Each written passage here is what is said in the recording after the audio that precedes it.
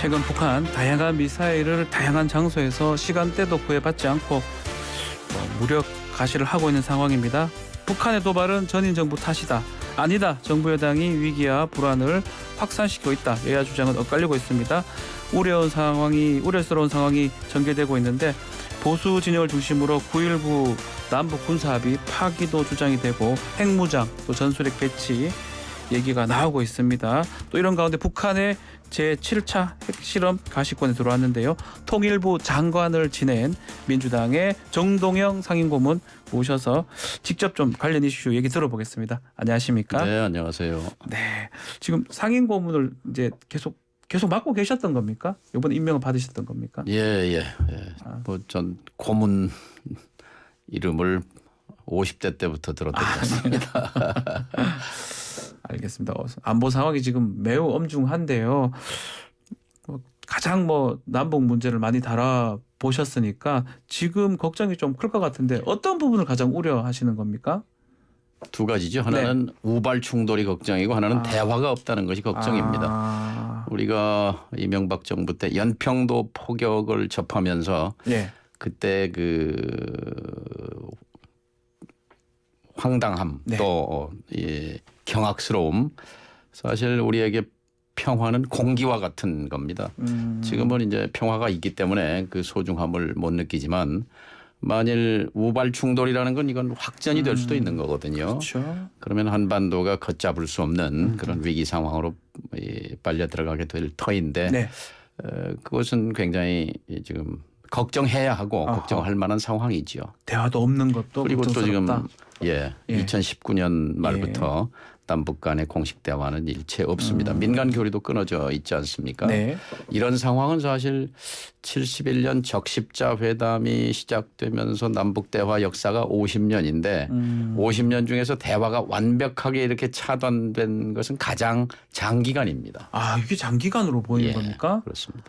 4년째지요.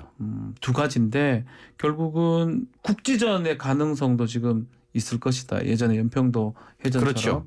포격처럼. 과거에는 북이 겁을 먹었어요. 말하자면 먼저 선제적으로 도발을 했을 때 거기에 대한 대량 응징 보복에 대한 또 한미동맹에 대한 두려움이 있는데 이제는 북의 행태를 보면 이 뒷심이 있는 것 같아요. 우리는 핵이 있다 하는 그런 이제 배짱이 있는 거지요.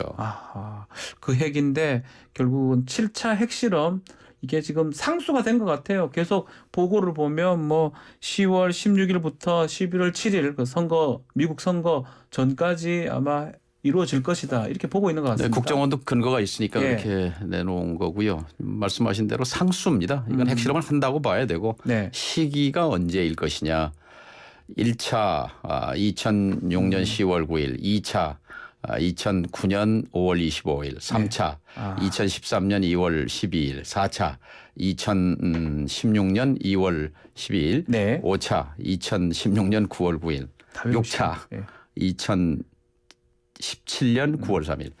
다 미국을 겨냥한 거거나 정책의 변경을 압박하는 거였습니다. 미국하고 연관성 있게 핵실험했다는 거예요. 그런 점에서 11월 7일이라고 국정원이 보고한 것은 국회에다 보고한 것은 11월 8일이 미국의 중간 선거입니다. 맞습니다. 그러니까 예를 들어서 1차 핵실험 같은 경우에는 미국의 중간 선거 한 달 전에 핵실험을 함으로써 당시에 부시 정부가 공화당의 상하원을 다 뺏겼거든요. 그런 점에서는 이제 일리 있는 판단이고 북으로서는 이 7차 핵실험을 두 가지 목적일 겁니다. 하나는 국제사회에 최대 충격을 줄 수 있는 시점을 택할 것이고 특히 미국한테. 두 번째는 이제 1차에서 6차까지는 이른바 ICBM에 실을 수 있는 대형 핵탄두를 실어 나를 수 있는 그런 그 탄두 핵실험이었다고 한다면 이번에는 이제 소형 핵탄두, 전술핵.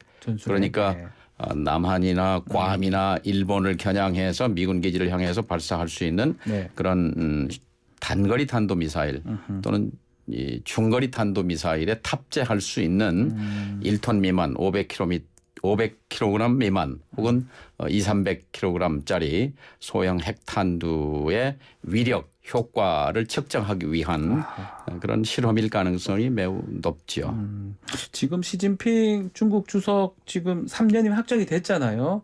그렇다면 중국의 역할, 특히 북핵 억제를 위해서 중국이 좀 뭔가 해줄 수 있는 게 없느냐 이런 얘기도 나오고 있습니다. 중국은 지금 과거 1차 핵실험 때부터 북핵 문제, 북한 문제에 대해서 세 가지 원칙을 지금도 견지하고 있습니다. 첫째, 북핵 불용. 북한의 핵은 인정할 수 없다. 네. 이거는 용납하지 않겠다는 거고. 두 번째, 무력 해결 불용. 한반도에서 미군이 개입하고 한미동맹이 북을 무력으로 이 북핵을 제거하려고 하는 거. 그래서 전면전이 발생할 경우 우리는 개입할 수밖에 없다 네. 하는 그런 입장을 취했고, 또 세 번째, 북한 정권의 붕괴를 용납할 수 없다. 붕괴도 안 불용이죠. 된다. 그러니까 예. 한반도의 평화와 안정이 자신들의 이익이다. 네. 다른 말로 하면 현상 유지입니다. 현상 예. 유지. 더도 안 되고 덜도 안 되는. 미국도 악화도 안 마찬가지입니다. 되는, 네. 미국도 한반도의 평화 체제로의 전환, 이 현상 변경이 미국의 이익에 불투명하다고 보는 거죠. 네. 그러니까 우리를 둘러싸고 있는 거대 양대 강국, 초대 강국 미국과 중국이 둘 다 현상 유지를 선호하고 있다는 점에서 적어도 전쟁은 안 날 것이다 하는 추론은 가능하지만 네. 그러나 불행한 일인 거죠. 우리는 지금 이 불안정한 평화를 어떻게든 항구적인 평화로 바꿔내야 하는 것이 동시대인의 임무란 말이에요. 그런 점에서 참 답답하죠. 자, 근데 이제 이런 상황에서 지금 여당에서 계속 이런 주장들이 나와요. 북한 도발 자체가 문재인 정부 대북 정책이 잘못된 것이다. 또 우리 9.19 남북 군사 합의도 파기를 해야 된다. 핵무장도 해야 된다. 전술핵 재배치도 해야 된다. 여러 가지 얘기가 좀 강경론적인 얘기들이 나오고 있거든요. 어떻게 보십니까? 우리 국민의 의식 수준은 세계 수준입니다. 근데 정치권에서의 공방, 북한 핵 문제가 문재인 정부 탓이다. 굉장히 저는 수준이 낮은 얘기라고 생각합니다. 좀 더 우리 국민 눈높이에 맞는 그런 논쟁과 토론이 예. 있으면 좋겠습니다. 사실관계도 틀립니다. 사실 따지고 보면요. 이번에 7차 핵실험을 하면 7번의 핵실험 중에 5번이 네. 보수 정권에서 이루어진 것입니다. 어떻게 해서 핵 능력이 민주진보 정부 때 이루어졌다고 말할 수 있겠는가. 또 미사일 발사 김정은 정권이 지금 10년 됐는데요. 네. 10년 사이에 100여 차례의 탄도미사일 발사가 있었습니다. 그중에 70% 80%가 이명박 박근혜 윤석열 정부 때 이루어지고 있는 겁니다. 네. 그런데 이것을 문재인 정부 때문에 핵 문제가 생겼다라고 말하는 것은 그것은 비이성적이고 합리적이지도 않습니다. 핵무장이나 이런 부분 어떻게 보십니까? 전술핵 한반도에 배치해야 그것도 된다. 굉장히 수준이 낮은 얘기입니다. 아. 적어도 분단국 한국에서 정치를 하는 정치인들이라면 현역 정치인들이라면 이 한반도 분단의 역사 그리고 최소한 지난 30년 동안 북한 핵 개발 역사 정도는 꿰고 있어야 합니다. 네. 어떻게 해서 전술핵이 철수하게 됐는지 미군에 그리고 어떻게 해서 북이 핵 개발에 착수하게 됐는지 네. 그리고 북이 비핵화의 길로 가느냐 핵무장의 길로 가느냐는 기로 분기점은 몇 번이나 있었는지 그때 우리의 정책적인 과오는 무엇이었고 성과는 무엇이었는지 네. 이런 것들에 대한 기본적인 공부가 안 돼 있습니다.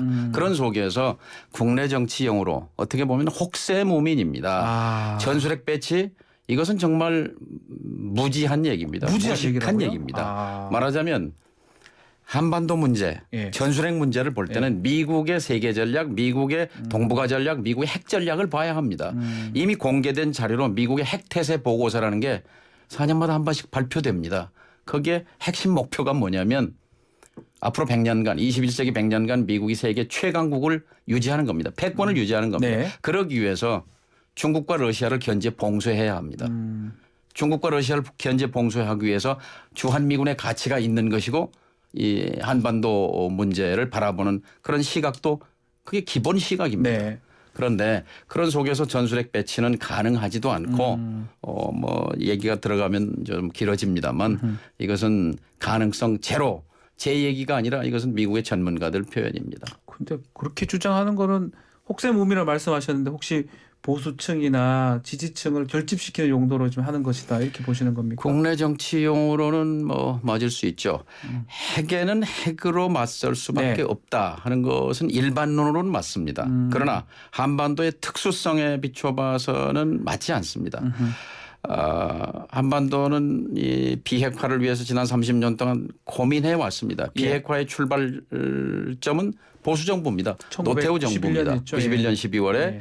이 땅에는 지금 핵무기가 없다라는 선언으로부터 시작해서 노태우 정부는 사실 윤석열 정부의 그렇죠. 그 원조잖아요. 예.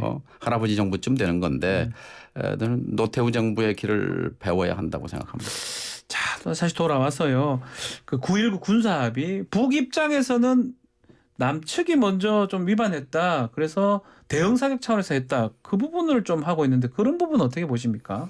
네, 우리 국민은 납득하기 어렵습니다. 그런데 남북 관계는 항상 상호 관계로 봐야 합니다.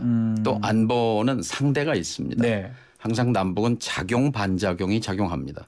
우리는 한미 이 군사 훈련, 연합 훈련을 방어 또 거기서 조금 더 나가면 방어 격퇴 네. 이렇게 이해합니다만 그러나 북의 입장에서 보면은 그것은 자신들은 핵 침공 훈련이라고 받아들입니다. 그 내용 중에는 예를 들면 참수 작전 같은 것도 박근혜 정부부터 들어갔어요. 네. 참작전 뭐 김정은은 이제 김정은 지도부를 제거하는. 제거하겠다는 거죠. 거기다가 선제 타격 징후가 보이면 네. 도발 징후가 보이면 먼저 미사일 기지라든지 핵 기지 같은 것을 대량 폭격해서 없애버리겠다는 네. 그런 계획들 있거든요. 예. 거기다가 뭐 점령지 수복 계획 같은 것도 들어있기 때문에 북으로서는 굉장히 위협을 느끼는 거죠. 북이 사실 불안해하는 부분이 있다라는 예, 거네요. 과거에 예. 그 미국 그 의원 정치인이 김일성 주석을 만났을 때 팀 스피리트 훈련을 얘기하면서 손을 부들부들 떨었다 하는 그런 기록도 있습니다만 네. 또 제가 2005년에 북한 지도자 김정은 위원장을 직접 만났을 때도 만났었잖아요. 예. 그때도 느낀 게 뭐냐면 아. 북한 지도자의 머릿속에는 가슴속에는 미국에 대한 공포가 있습니다. 아하. 공포로부터 해방되고 싶은 그 열망이 있습니다. 제가 그때 미국과 북한을 다리를 놓으면서 네. 이 다리를 놓은 핵심 열쇠말이 공포였습니다. 북은 미국을 두려워한다. 미국이 네. 이 공포로부터 북을 해방시켜주면 얼마든지 핵 문제는 해결할 수 있다 하는 것이 핵심이었죠. 어쨌든 이 9.19 군사합의 상당히 이게 좀 쟁점이 되고 있는데 한편 윤석열 정부가 이거 파기할 수도 있다. 또 제재를 할 수 있다. 이런 얘기까지 나오고 있습니다. 그 부분 어떻게 보십니까? 이것도 좀 뭐가 전도됐어요. 아하. 9.19 군사합의 파기는 북이 들고 나왔던 거고요. 네. 이미 김여정 부부장이 재작년인가요? 군사합의 이 파기 운운하고 우리를 겁박했는데 네. 우리가 이것을 들고 나온다는 것은 그 앞뒤가 맞지 않습니다. 왜냐하면 우리가 우발 충돌을 걱정하잖아요. 우리는 네. 잃을 것이 많습니다. 특히 군사합의는 이제 그 우발 충돌을 막기 위해서 육해공의 완충구역을 설정하는 것인데 이거 네. 없어지면요. 우선 우리는 접경 지역에 대도시가 많습니다. 파주, 고양, 일산, 김포 수백만 명이 살고 있는데요. 이분들의 일상이 위협받게 될 것입니다. 아하. 그래도 접경 지역에 우리 국민들이 그동안 발 뻗고 잘 수 있었던 데는 이제 평화의 길로 가고 있다는 그런 접견 확신, 지역에 무슨 또 포사기나 자신감. 이런 거 없을 것이다. 그렇죠. 자신감이 있었는데 그렇죠. 예. 늘 포소리 듣고 살다가 예. 그게 없어진 것만 해도 얼마나 편안한 일상이었습니까? 이게 흔들린다는 것은 저는 9.19 군사합의 파기를 쉽게 입에 올리는 이 정치인들 좀 깊이 성찰해야 합니다. 자, 또 다른 문제가 또 일본 문제입니다. 한일 공조 부분인데 이게 윤석열 정부의 정책 기조로 지금 보이는데 좀 왜 한미일 또 뭐 특히 이제 일본 관련 게 같이 이렇게 껴서 이렇게 같이 하는지 그 부분은 어떻게 보시는데요? 네, 한미일 군사 협력 뭐 할 수 있습니다. 네. 그리고 과거에 했다는 것은 이제 뭐 수색 작업이라든지 뭐 인도주의 관련해서 그런 훈련 같은 걸 해온 것인데요. 네. 중요한 것은 군사 훈련이거든요. 네. 그것은 지금 두 번째 했었어요. 첫 번째가 2017년 4월입니다. 박근혜 대통령은 탄핵당하고 새 대통령은 취임하지 않은 권력 공백기에 네. 아마 미국이 강력하게 제안했을 겁니다. 미국은 아까 말씀드린 대로 중국을 견제 봉쇄하는 것이 이 국가 목표이기 그렇죠. 때문에 그것에 두 가지 핵심 수단이 있습니다. 하나는 중국과 러시아가 갖고 있는 핵미사일을 무력화시키는 탄도미사일 방어망 MD라는 것이고 그렇죠. 예. 또 하나는 동북아 지역에서의 한미일 군사동맹을 완성하는 것입니다. 이것이 미국의 국익입니다. 그러나 우리는 미국의 국익이 우리의 국익과 일치할 때도 있지만 어긋날 때도 있습니다. 그렇죠. 예. 우리는 한미일 군사동맹의 방향으로 가서 북중러 북방동맹과 함께 대치하는 냉전시대로 돌아가는 것은 우리의 국익에 반합니다. 우리는 한미동맹을 강화하고 그것을 유지 또 통일 이후에도 한미동맹이 굳건해야 한다는 인식은 국민들이 갖고 있지만 네. 그러나 중국은 우리에게 또 경제적으로 사활적 이해가 있습니다. 또 정치적으로도 전략적 협력 동반자로 격상돼 있습니다. 그렇죠. 이것을 희생할 수는 없는 겁니다. 여기에 그러니까 우리는 외교를 잘해야 살아남는 민족이고 잘 살 수 있는 민족입니다. 그러니까 일본과 그런 안보 협력은 가능하지만 한미일이 함께 잠수함 훈련을 같이 하고 독도 인근에서 해상 훈련을 같이 하고 하는 것들은 독도는 지금 일본은 자기 영토라고 주장하는데 네. 영토 분쟁이 발생하면 적대적인 관계가 되는 거 아닙니까? 이런 깊은 고려가 필요합니다. 자, 시간이 좀 다 됐는데 민주당이 지금 친일 국방 얘기를 하잖아요. 예. 그렇게 네이밍을 하는 게 필요합니까? 민주당도 좀 북한 관련돼서 아니면 한반도 평화 관련돼서 좀 제대로 된 정책 필요한 거 아닙니까? 그거 어떻게 보십니까? 저는 민주당이 김대중 대통령이 지금 계시다면은 이 위기 상황에서 어떻게 발언하고 행동했을까를 생각해 봐야 합니다. 예. 아마 김대중 대통령이라면 사자회담을 추진했을 것입니다. 네. 지금 시진핑 주석이 이제 3년임 한 중국을 끌어들여서 예. 미국과 중국 지금 중국은 쌍중단을 얘기했고 예. 쌍중단이라는 것은 한미연합훈련을 중단하고 미사일 핵과 미사일 발사를 중단하라는 그런 이제 주장을 계속해 왔는데 예. 그것이 하나의 접점이 될 수 있고 또 우리 입장에서도 미중 남북의 협력을 끌어낸다면 한반도의 평화 안정에 도움이 될 것이기 때문에 윤석열 정부에만 맡겨놓을 것이 아니라 민주당이 김대중 대통령의 햇볕 정책, 노무현 정부의 평화 번영 정책, 문재인 정부의 한반도 평화 프로세스를 이어가는 적극적인 네. 그런 행동과 것이다. 정책 활동에 나설 필요가 있다고 생각합니다. 알겠습니다. 자, 오늘 말씀 여기까지 되겠습니다. 감사합니다. 예, 고맙습니다. 정동영 더불어민주당 상임고문과 함께했습니다.